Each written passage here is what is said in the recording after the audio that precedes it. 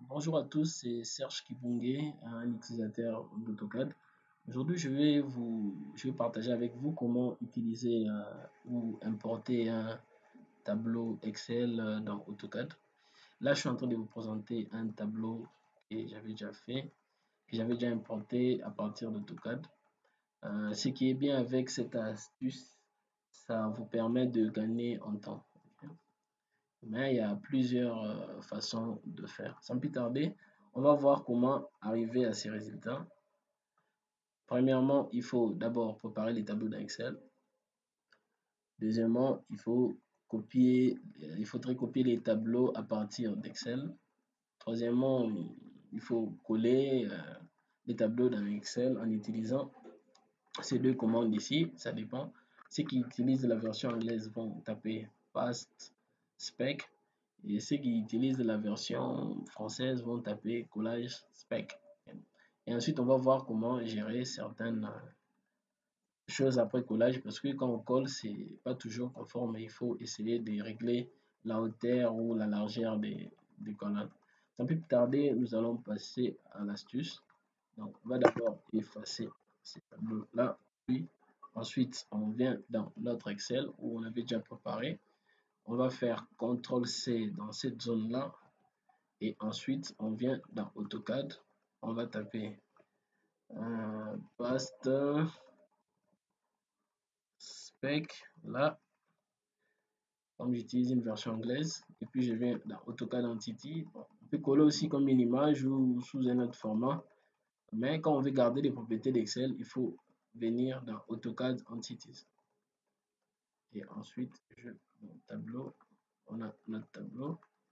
Maintenant, vous voyez très bien que quand on était dans Excel, il n'y avait pas des rangs après la virgule. Et là, maintenant, AutoCAD lui-même s'est donné 3 rangs après la virgule. Et ensuite, il faut essayer de gérer ça. On va aller à un rang après la virgule. Là, on va aller à un rang, précision.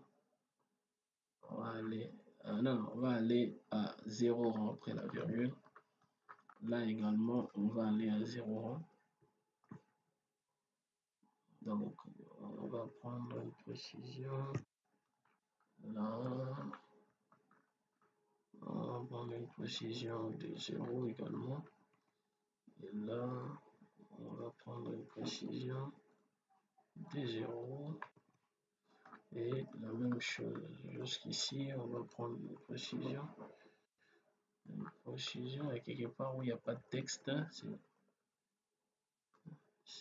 ça provient de notre tableau. 0, 0, pas des rangs après la virgule, ok. Et ensuite, on peut gérer la hauteur de tout le tableau ou on peut aller à 100 comme ça. Là. Ok. On peut aller comme ça, soit on peut choisir la hauteur des différentes cellules. Par exemple, si on voulait que cette cellule ici ait comme hauteur 10 par exemple. Voilà.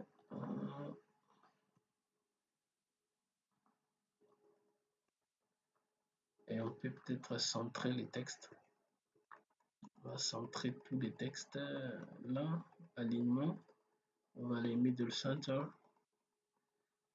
Middle center. Et puis la taille du texte, on peut aller à 2. On va aller à 2 pour la taille du texte. Et ensuite, on peut gérer la hauteur. On peut mettre la hauteur à 100, hauteur de tous les tableaux. OK. Et on peut facilement ajuster la largeur des cellules. On peut venir là, soit on sélectionne carrément la colonne et puis on vient, bon, on va dire ça, noir, 5 comme largeur. Et on peut même changer la couleur de cellules. On va mettre comme couleur, on prend par exemple ça, et puis ensuite on peut facilement déplacer notre tableau jusque là. Okay. Et voilà, on a importé à partir d'Excel. Merci.